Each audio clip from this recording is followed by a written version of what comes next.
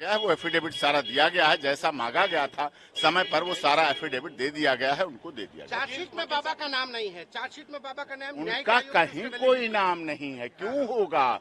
जब वो 2 जुलाई को 35 से 40 मिनट पहले घटना स्थल से जा चुके थे, जब जा चुके थे तो किस लिए नाम की बात है? लेकिन उन्होंने पूरा कोऑपरेट किया, जब भी जहां चाहे बुलाया गया और उन्होंने उसको प्रोसीड किया है। नारायण साकार आज पेश हुए और उसके बाद आप सबने सहयोग दिया, आप सबका सहयोग रहा, उसके लिए भी बहुत बहुत धन्यवाद।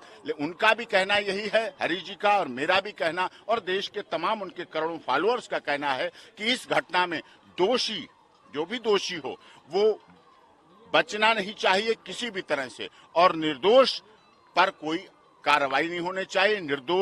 निर्दोष रहना चाहिए और दोषी बख्शा नहीं जानी चाहिए। ये आवश्यक ये बयान उन्होंने दिया है यहाँ पर अपने बयान में। जी हाँ, जी हाँ। साजिश की आपने आशंका जताई थी, बाबा जी ने भी कहा कि इसमें साजिश थी। हाँ, बिल्कुल साजिश थी।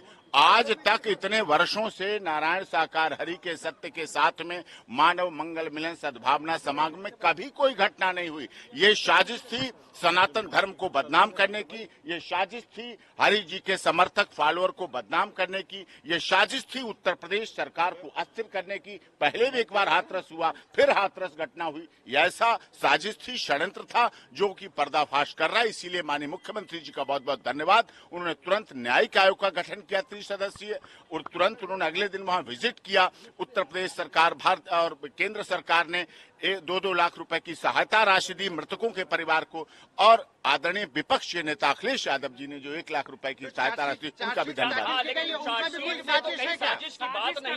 है। आपने अभी देखी नहीं पूरी साजिश की है। सवाल पूछे गए, हमने 1100 एफिडेविट जो इंजर्ड हैं, जो डिसीज के मृतकों के परिवार के लोग थे और आई विटनेस थे, हमने उनके 1100 एफिडेविट सीडीआर के सहित दिए। जो सीडीआर लगाई, मोबाइल फोन की लोकेशन लगाई, आधार कार्ड लगाया और उनके अटेस्ट करा के दिए। उनको भी माननीय त्रिसदस्यीय न्यायिक आयोग ने रिपोर्ट में अपनी जांच में लिया है। चार्जशीट में कहा कि ये साजिश थी। उन लोग कौन? वो सवाल पूछ रहे। हमने देव प्रकाश मधुकर के द्वारा अलीगढ़ जेल में निरुद्ध होते हुए उनका वकालतनामा के आधार पर एक रिटन कंप्लेंट माननीय एसपी हाथरस महोदय को, एसएचओ सिकंदरा राव, माननीय डीजीपी साहब उत्तर प्रदेश पुलिस लखनऊ, माननीय मुख्यमंत्री जी और माननीय न्यायिक सभी को हमने भेजी है। जिस आधार पर हमने जो उसमें बात बताई है कि घटना के 2 जुलाई से पहले 1 जुलाई को जो धमकी दी गई, कहा गया कि अगर मुझे अध्यक्ष नहीं बनाया गया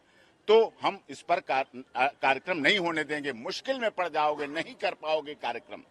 राजेश यादव फौजी जो मुगलगढ़ी गांव के ही हैं, उन्होंने कहा था, धमकी दी थी और इस बात को हमने ऑनरेबल कोर्ट में भी रखा है और उन्होंने इस बात पर सीरियसली करके काम किया है। उसमें एक एक्यूज्ड उपेंद्र यादव है, वो घटना स्थल पर था भी नहीं, शिकवाबाद था, वो भी चार्जशीट में बात आई है। चार्जशीट गिरफ्तार नहीं है अभी इस घटना को लेकर जो एफआईआर हुई थी उस पर कार्रवाई हो रही है। जो घटना को लेकर एफआईआर, अब उनके खिलाफ जो एक्शन का काम करने का है वो पुलिस का है, पुलिस करेगी, माननीय अदालत करेगी और हमें पूरा भरोसा है और कि हमें न्याय मिलेगा। Access to justice for all, जो न्याय मिलना चाहिए, जो डॉक्टर भीमराव अम्बेडकर जी का सपना भारत का संविधान है, उसे माननीय केंद्र सरकार और डबल इंजन की सरकार कर रही है। आपने तो आरोप लगाया है, आपके आरोपों को क्या गंभीरता से पुलिस प्रशासन नहीं ले रहा है? क्यों नहीं लिया जाएगा? मरने वाले कौन? मरने वाले हमारे। मरने का आरोप लगा हम पर, हमने दरी बिछाई, कालीन बिछाई, प्याऊ लगाया, माइक की व्यवस्था की, मंच की व्यवस्था की, हमारे लोग थे और हमें ही अपने लोगों को जिन गाड़ियों और बसों में हम उन्हें लाए थे नारायण साकार हरि जी के दर्शन और मानव मंगल मिलन सद्भावना समागम के लिए, उन्हीं को हमें उन्हीं अपनी गाड़ियों में लाश के रूप में ले जाना पड़ा। वो कौन लोग थे? वो किनकी साजिश थी? वो किनका षड्यंत्र था? वो कौन किस पार्टी के थे और किस तरह के लोग थे? इसकी साजिश की जांच होनी चाहिए। इस बात को माननीय नारायण साकार हरि जी ने भी आयोग के सामने पूरी तरह से से विस्तार से बताया कि किसी तरह से जो दोषी हैं उनके खिलाफ कठोर से कठोर कार्रवाई हो। हम ही तो लोग थे, देव प्रकाश मधुकर और महिला पुरुष सब लोग व्यवस्थाओं में थे, हम लोग आयोजन में थे, हमने किया है और हमें उत्तर प्रदेश की माननीय डबल इंजन की सरकार से हमें भरोसा है, उत्तर प्रदेश पुलिस पर भरोसा है। लेके आज तक आप साजिश की बात पर अड़े हुए, आपको ये है कि साजिश ही हुई, साजिश ही हुई। पॉलिटिकल भी हो सकती है, व्यक्तिगत भी हो सकती है, धार्मिक भी हो सकती है। कोई सेवादारों में कोई फूट नहीं है, सारे सेवादार एक हैं और एकता के साथ सारे सेवादार कार्य करते हैं। हमने पूरी लिस्ट दी हुई है, वो उस पर माननीय एसपी हाथरस साजिश का शक है, बाय नेम हमने दिया हुआ है, पूरा सबूत के साथ दिया हुआ है। उनके हमने सीसीटीवी फुटेज दिए हुए हैं।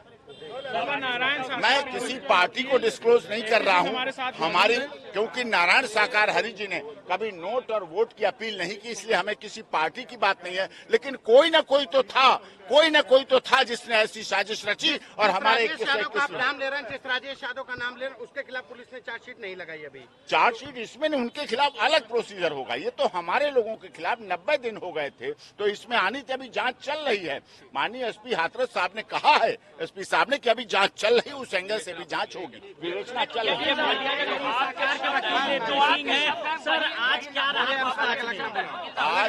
आज भोले बाबा के शब्द है जो आप बोल रहे हैं, बोलिए। ऐसा तो नहीं होगा कि भोले बाबा से बातचीत हो, वो कुछ इधर बोले, आप कुछ अलग बोल रहे हैं। देखिए, जो वो तो घटना में थे नहीं वहाँ, ना उन्होंने देखा, और अगर वो होते तो ऐसी घटना भी नहीं होती, लेकिन घटना दुखद थी और जिसका सही व्यवस्थाएं हुई। पहली हमारी व्यवस्था थी सारी लाशों की व्यवस्था हो, दूसरी व्यवस्था थी इंजर्ड की व्यवस्था हो, उनका इलाज हो, ये सब कुछ किया गया। आपके शब्द वही है जो भोले बाबा के, ये मान लिया जाए।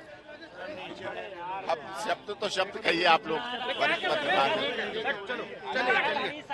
चलो सर आज क्या रहा